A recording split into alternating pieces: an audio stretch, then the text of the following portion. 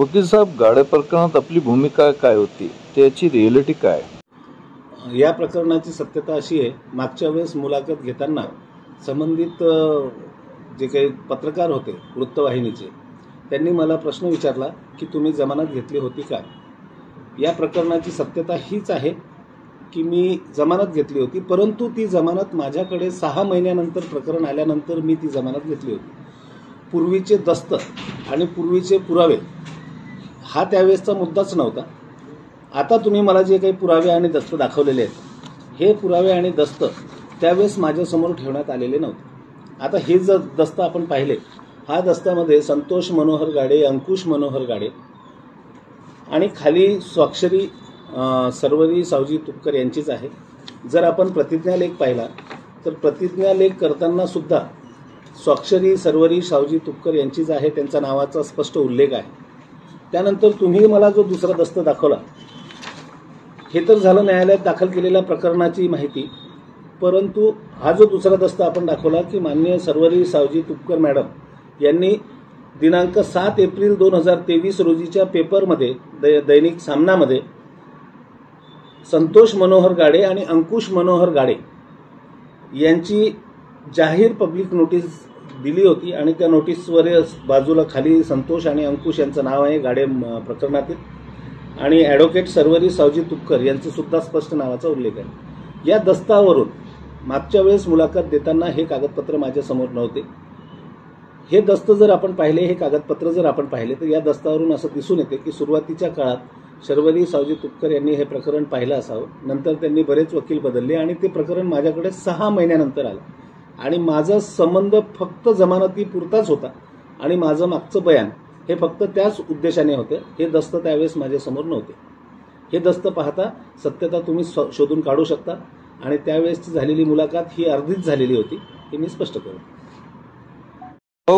गाडे प्रकरणात दिनोदे साहेबांनी आपली बाईट दिली आणि जामीन घेतली, त्याच्याबद्दल आपलं काय म्हणणं आहे?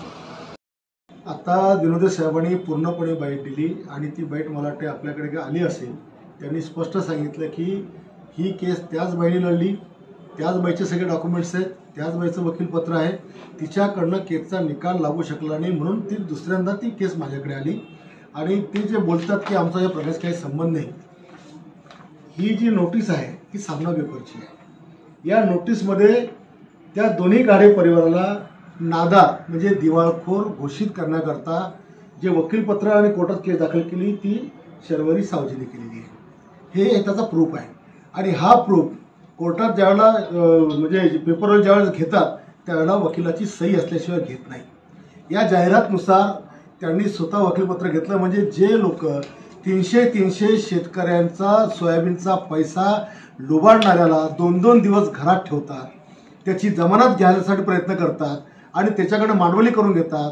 इकडे एक मंगळसूत्र दाखवायचं नाटक करायचं आणि तिकडे 300 मंगळसूत्र त्या ठिकाणी विकायला लावायचे. इकडे एक मंगळसूत्राचा विषय करायचा आणि तिकडे अनेकांच्या बायाचं कुंकू बसून त्यांचं मंगळसूत्र कायमचं इसकाचं. ही नौटंकी आहे, ही 100% नौटंकी आहे. असे अनेक विषय मी सांगितले. राहिला काल कोणीतरी अपक्ष उमेदवारांनी बाईट दिला की माझ्याकरता मंत्री येतात, गोविंदा येतोय. ही आमचा महाविकास आघाडीची प्रचाराची पद्धत आहे. उद्या हे कोणी उभे बी नसते तरी आमचे लोक येणारच होते. गोविंदा येणार होता, उदय समाजाला होते आणि त्यांनी हेही सांगितलं की माझ्याला घाबरलं. कोणी घाबरलेलं नाही. ही जी वरची हवा आहे ना, ही समजून जाईल 4 जूनला. आमची लढत महाविकास आघाडीशीच आहे. मी 4 निवडणुका अपक्ष लढलेला, मला माहिती लढायला कसं लागतं.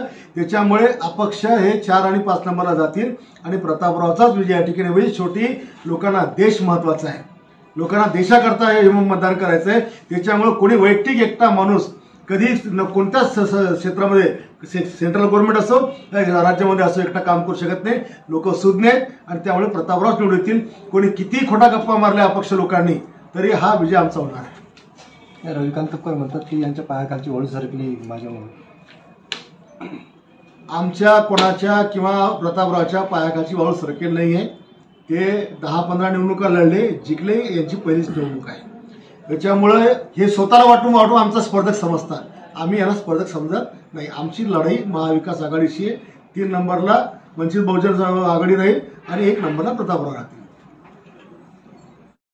माझं नाव मोहन दत्तुरेंडे. राहणार तांदूळवाडी, तालुका जिल्हा बुलढाणा. माझी एक शेताची केस चालू होती.